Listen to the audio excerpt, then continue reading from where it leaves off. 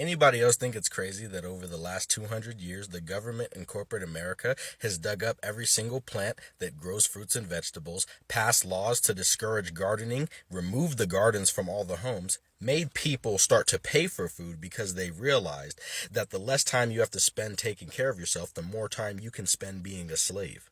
And also, the fact that everywhere you go and you see trees for miles, those are all male trees. And they planted male trees so that there wouldn't be any fruit to grow on them, so that you would have to pay for it. No, just me.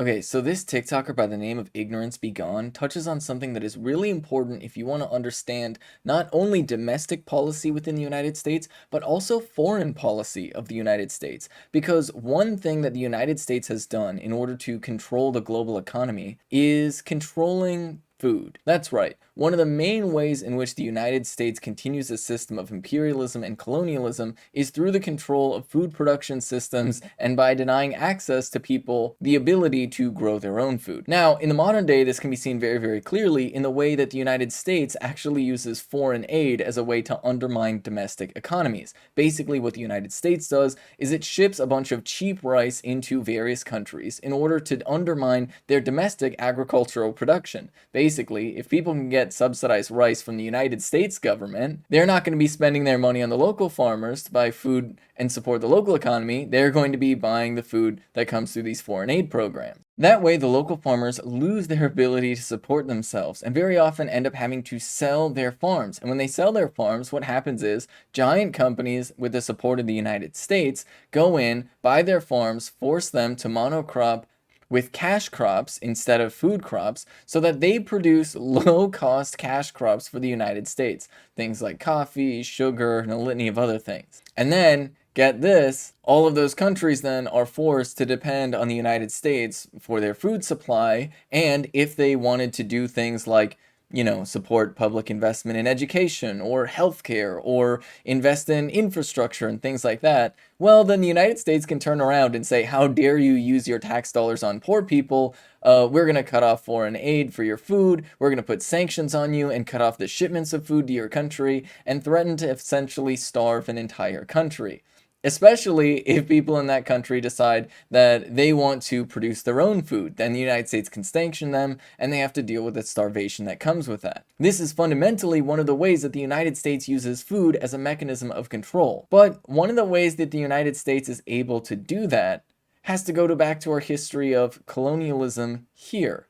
Because we need to understand something. Indigenous North Americans had really interesting and fantastic food systems. That is to say, they worked with the natural environment and actively cultivated all of the forests that were around them, such that there was pretty much ready food anywhere. And there's a ton of things that we could go into about the designs of these forests, like for example, outside of different villages, they would very often plant specific types of trees in a V formation so that deer would actually follow along with them and find themselves at the entrance of a village so that hunting was actually much, much easier. But things like that had to be actively undermined by the United States of America, because not only did it serve as a method of attacking indigenous people by undermining their food sources, just like how colonizers went in and slaughtered all of the bison, it basically served the role of starving out indigenous people and then forcing indigenous people to participate in the capitalist economy that was expanding with the colonizers. Thus, the destruction of the food supply played a critical role both in the genocide of indigenous people and in putting them into the systems of control that the United States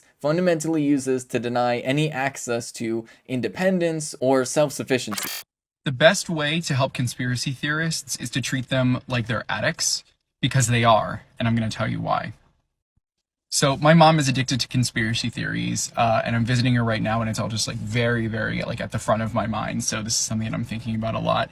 So basically, a few months ago we tried to make some progress on this by, going to like family therapy and stuff, and just trying to get to some sort of middle ground.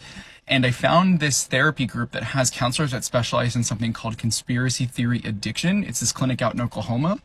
And as soon as I started reading about it, it made a lot of sense to view conspiracy theorists in this way. And one of the more interesting things about human nature is our ability to become addicted to practically anything.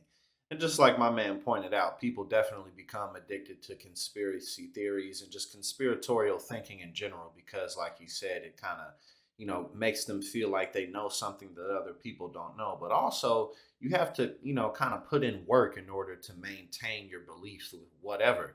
You have to see proof of whatever you believe. Otherwise, you're naturally going to start to question it.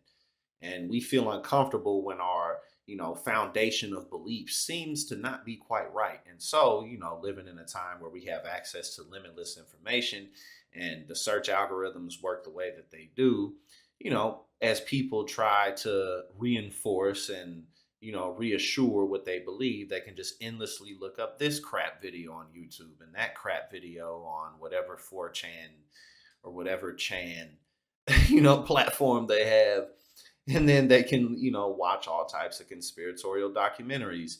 There's an endless source of this type of information for them to get their hands on. The high that conspiracy theorists are chasing is the high of being in the know, of knowing something that everyone else doesn't, of not being one of the sheeple, and of finding others that have also similarly been woken up to the reality of the world as they see it. So that's the high, and they need treatment for it. But truth be told, unless you happen to live with somebody who's caught up in a bunch of conspiracies, or maybe you're dating someone who is, which maybe you should cut that off if it's too extreme.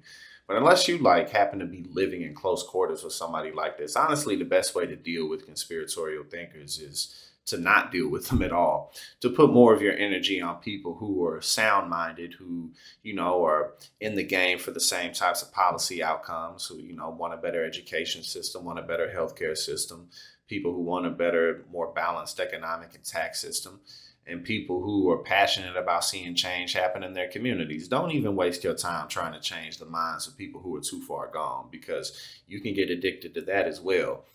Endlessly arguing with people back and forth on platforms like Twitter and Facebook to no avail, because like I just pointed out, no matter what you say, no matter how much information you give to them, they can just turn right back around and find all the information in the world to prove them right, even if they're wrong.